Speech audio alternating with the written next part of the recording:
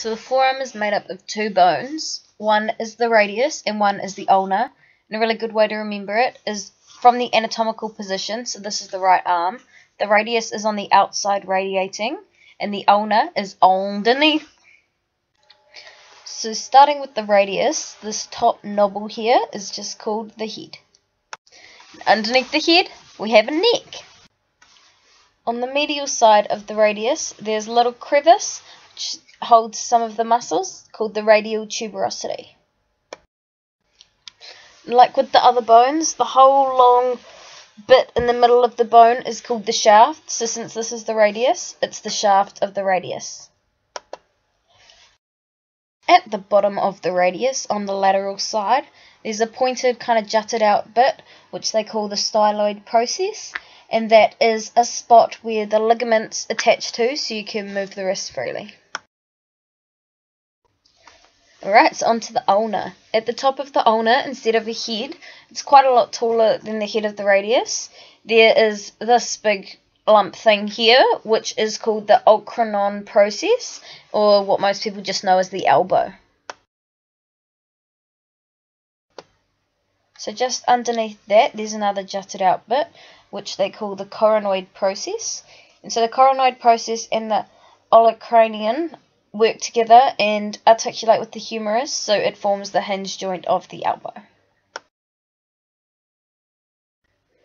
And just like the radius, the whole long bit that comes down in the middle of the bone is called the shaft of the ulna.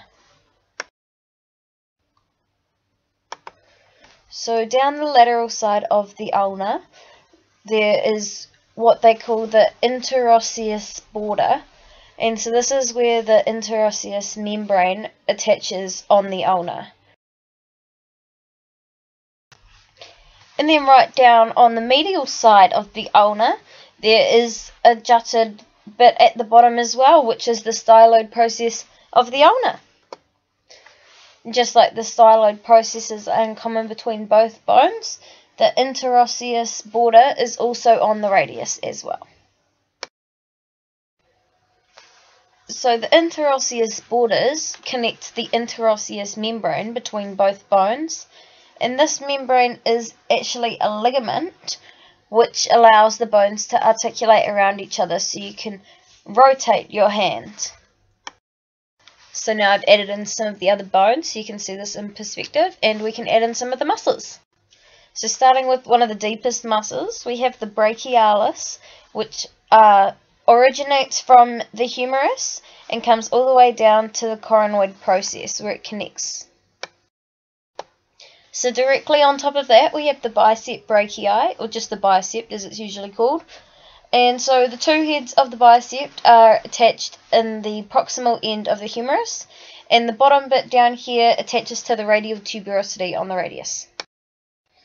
Distal to these muscles we have the pronator teres, and that is a muscle that starts in the medial epicondyle of the humerus and finishes halfway down the radius on the lateral side.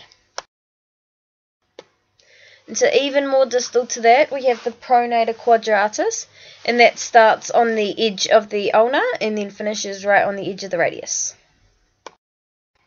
And then down the lateral side, or the radius side, we have the brachioradialis.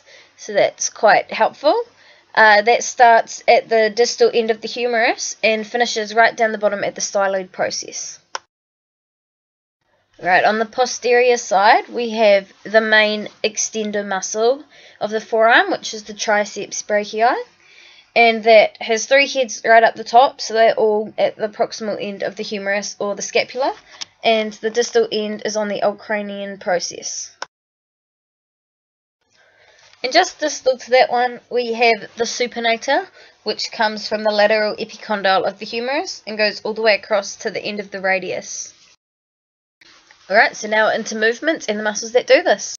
Starting with this movement, flexion of the elbow joint. This movement is the three B's, the brachialis, the biceps brachii, and the brachioradialis. For the opposite, extension of the elbow joint. Only one muscle completes this movement, and that's the triceps brachii.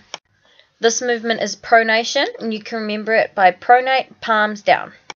So the muscles that help you pronate, funny enough, are the pronator teres and the pronator quadratus. So next movement's supination, and I remember it like you rotate your hand up so you can collect soup.